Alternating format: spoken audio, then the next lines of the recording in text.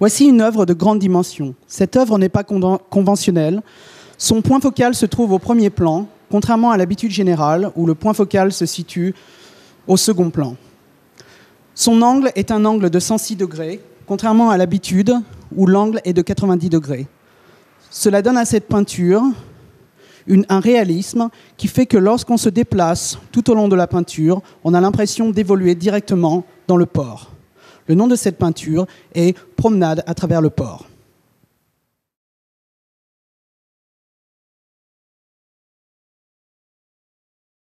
Cette œuvre imposante a pour thème le port le plus célèbre de Taïwan. Comme on peut le remarquer, les bateaux taïwanais diffèrent énormément des bateaux chinois et sont beaucoup plus proches des bateaux de pêche japonais.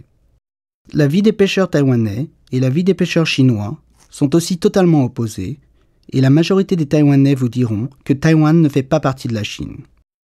L'une des particularités des bateaux de pêche taïwanais est un liseré coloré tout le long de la coque, traditionnellement de couleur blanche. Les bateaux de pêche taïwanais ont une autre caractéristique, c'est leur cabine de pilotage, pourvue de nombreuses fenêtres, offrant au capitaine un large champ visuel et dont le toit, avec sa forme particulière, et son liseré lui donne l'apparence d'une casquette de baseball. Sur le toit, il y a 3 lampes qui servent à éclairer lors des travaux de nuit ou en cas de ciel couvert. On constate que l'ombre portée de la lampe sur le toit est verte, comme les lampes elles-mêmes, réflexion de leur couleur. On peut aussi remarquer, sur le dessous des lampes, la réflexion de la lumière du toit blanc, créant une zone beaucoup plus claire qui contraste avec la zone sombre du corps des lampes.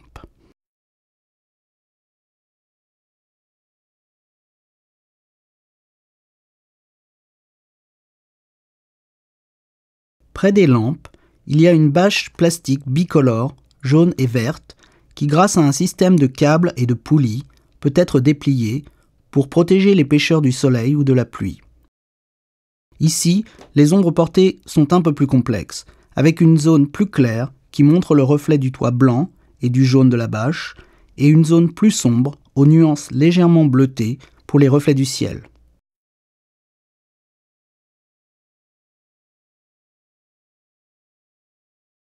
On peut voir que la bâche est suspendue à un câble par des anneaux et que ce câble lui-même est fixé à une antenne.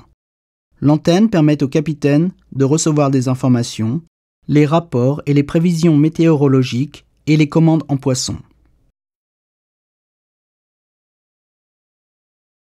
Sur la gauche, un peu en arrière-plan, on peut voir une autre antenne, sur le toit du second bateau.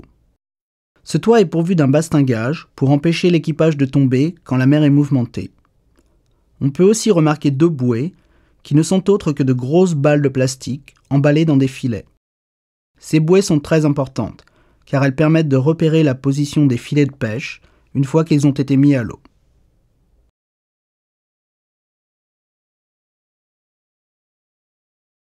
À droite de la cabine, il y a 2 mains courantes de forme arrondie qui permettent de s'agripper pour se déplacer en toute sécurité, notamment en cas de mer agitée.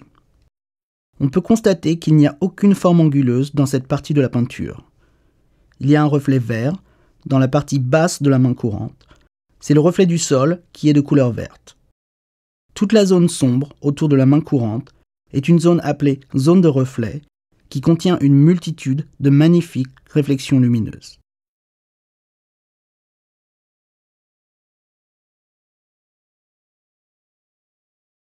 Ce qui fait la différence entre un novice et un maître, c'est la qualité et la quantité des zones de reflet dans leur travail. Un maître aura des zones de reflet romantiques largement supérieures à n'importe quel autre peintre. Ici, vous pouvez constater, les reflets sont présents dans l'ensemble de la peinture. C'est l'une des caractéristiques des peintures d'Evan, qui aiment à travailler quand le soleil est au zénith, en plein midi, pour avoir une luminosité ambiante très forte qui privilégie les reflets.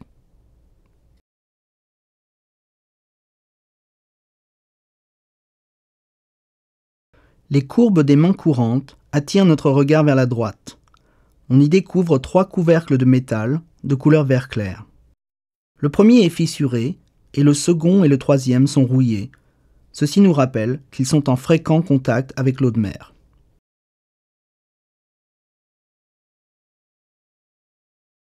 Devant les couvercles, il y a une ouverture en bois. C'est l'ouverture de la cale à poissons isotherme. C'est là que les marins vont mettre la pêche du jour.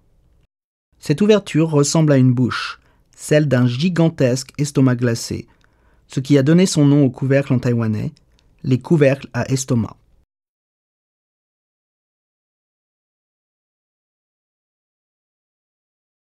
On peut aussi remarquer plusieurs couvercles en bois.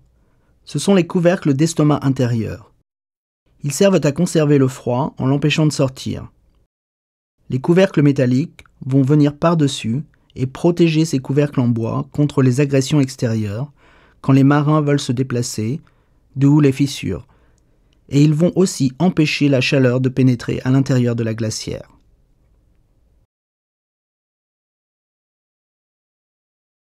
La direction des couvercles nous pousse à regarder le moteur cylindrique.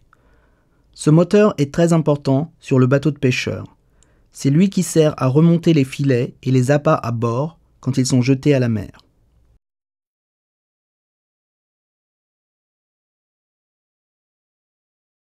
Tous les éléments amènent notre regard à glisser à nouveau vers la droite, jusqu'à ces deux blocs de couleur blanc sale, deux blocs de polylon qui servent à protéger le bateau des chocs extérieurs.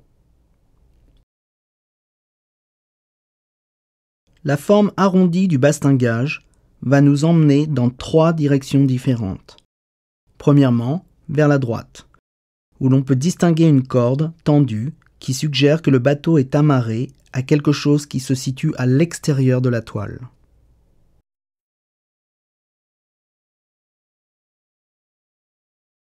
Deuxièmement, vers le haut. On remarque un câble métallique qui monte et une petite cordelette de couleur rouge qui est ballottée par le vent. Lorsque l'on suit le câble, on se retrouve dans la zone des cordages. Et de là, notre regard se dirige vers la cabine du second bateau.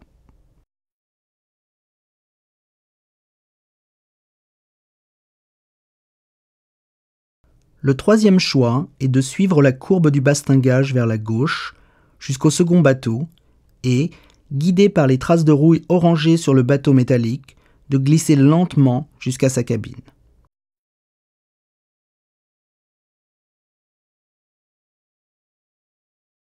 Comment se déplace notre regard sur cette peinture ? Il se déplace lentement de la gauche vers la droite, puis revient au point de départ en suivant la forme d'un C inversé dans le sens inverse des aiguilles d'une montre. C'est un choix du peintre, Evan, qui aime à diriger notre regard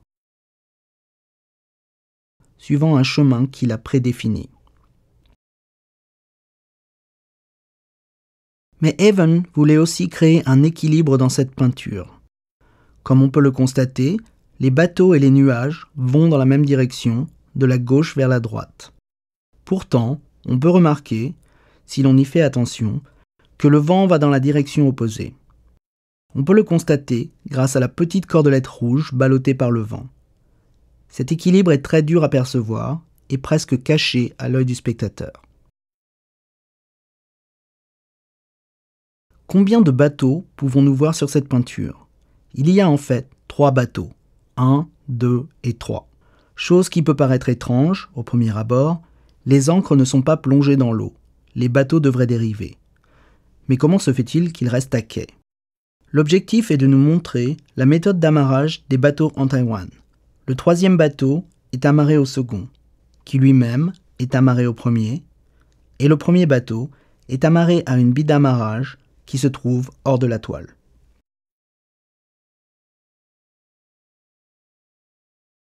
Dans toute peinture, le contraste a une part très importante. Ici, le contraste est présent quand on compare le premier bateau au second bateau. Tout les sépare. Leur couleur, froide pour le premier bateau, et chaude pour le second. Il en est de même pour leur état. Le premier bateau est un bateau neuf, un bateau léger, fait de plastique et d'aluminium. Le second bateau est un bateau lourd, il est vieux, on peut constater la rouille. Il est lourd, il s'enfonce dans l'eau alors que le premier bateau sort de l'eau et sa flottaison est bien meilleure. Comme on a remarqué précédemment les blocs de polylon, on peut voir ici une corde à laquelle est suspendu un bloc similaire qui aide à la flottaison et qui protège le bateau. Cela suggère aussi le mouvement des vagues qui ballottent le bateau et tendent à le projeter contre la rive. La direction des nuages, le long de la ligne d'horizon, nous rappelle une partition de musique. Gros, moyen, petit, petit, moyen, gros.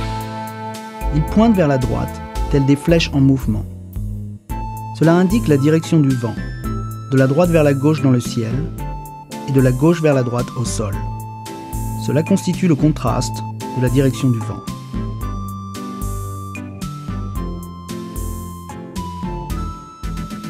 Il est un autre chemin, plus subtil, qu'Evan veut que nous suivions. On peut remarquer la peinture qui coule vers le bas. C'est une blague d'Evan qui dit que c'est la faute du peintre qui a trop dilué la peinture. Et il a fallu 7 couches pour peindre cette surface. Cette peinture dirige notre œil vers la barre de métal rouillé. Son contour n'est pas très clair, ce qui représente l'air chaud qui remonte du sol à cause de la température très importante en Taïwan.